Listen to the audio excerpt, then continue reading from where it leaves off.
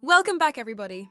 I hope you're all ready to dive back into the world of Victorian London, where, today, we will be exploring Chapter 6, The Incident of Dr Lanyon. In this lesson, we will be mourning the death of the haunted Dr Lanyon and joining Utterson in his quest for answers as Jekyll's behaviour becomes increasingly suspicious. We will be taking a closer look at Jekyll's transformation as he both reintegrates with society and then returns to seclusion once more, as well as reflecting upon the circumstances of Lanyon's tragic demise. On top of this, we will begin to explore both the deadly consequences of surpassing the limits of human understanding and the debilitating consequences of finding oneself bound to a strict and severe moral code. And with that, we're all set, let's begin. In Chapter 6 of Dr Jekyll and Mr Hyde, time passes with no sign of Mr Hyde, who has disappeared after Sir Danvers' murder. Dr Jekyll emerges from seclusion, reconnecting with friends and embracing a charitable and religious life. However, Mr Utterson's visits are increasingly denied, leaving him unsettled. Utterson's concern grows when he visits Dr Lanyon, who appears deathly ill and refuses to discuss Dr Jekyll. Lanyon cryptically hints at a terrible truth he cannot reveal. Later, Dr Jekyll sends Utterson a letter expressing remorse and warning of danger. He vows that he intends seclusion, refusing further contact. A week later, Lanyon dies, and the two events leave Utterson troubled.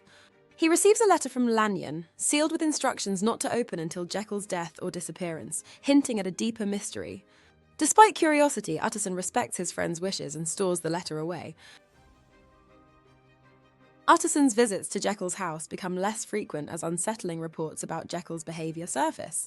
Jekyll isolates himself in his laboratory, leading Utterson to withdraw from their friendship, haunted by the enigmatic changes in his once beloved friend. With Mr Hyde seemingly evicted from the narrative, Chapter 5 of the novella marks a significant transformation in Dr Jekyll's character. Jekyll emerges from seclusion and renews his relations with friends, becoming once again a respected member of society, engaging in charitable works and returning to his active and cheerful ways. Jekyll's newfound commitment to religion and philanthropy, however, points toward his yearning desperation to atone for his past sins, especially those committed in the body of Hyde. Whilst Jekyll may be at peace with himself once more on the surface then, Stevenson makes it clear that he remains woefully conflicted at heart. The deterioration of Dr Lanyon's health serves as a stark contrast to Dr Jekyll's apparent rejuvenation. Upon visiting Lanyon, Utterson is shocked by the drastic change in his friend's appearance, noting the signs of physical decay and an underlying sense of terror, all of which is only emphasized by its juxtaposition to the doctor's prior buoyancy and joviality. His subsequent death rattles and upsets our narrator, deepening his fears as to the depths of Jekyll's sins and plunging him more poignantly into the details and emotional turmoil of the mystery. The chapter underscores the ultimate unknowability of human nature and the mysteries of the human psyche. Despite Utterson's efforts to uncover the truth behind Dr Jekyll's transformation and Dr Lanyon's illness, he is met with resistance and silence. Both Jekyll and Lanyon remain enigmatic figures, their innermost thoughts and motivations shrouded in secrecy. The revelation of Lanyon's sealed letter, containing instructions to be opened only upon Jekyll's death or disappearance, further complicates the narrative and adds to the sense of intrigue and uncertainty. Stevenson skillfully navigates the complexities of identity and morality, challenging readers to confront the limitations of their understanding and the inherent ambiguity of human existence. This chapter delves into the theme of over-exacting morality and the consequences of rigid adherence to one's moral code.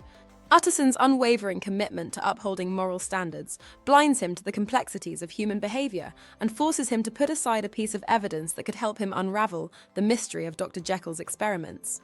His persistent efforts to uncover the truth and reconcile conflicting accounts reflect his obsession with maintaining order and preserving his own sense of righteousness, all of which ultimately act as his enemies rather than his friends in solving the mystery before him.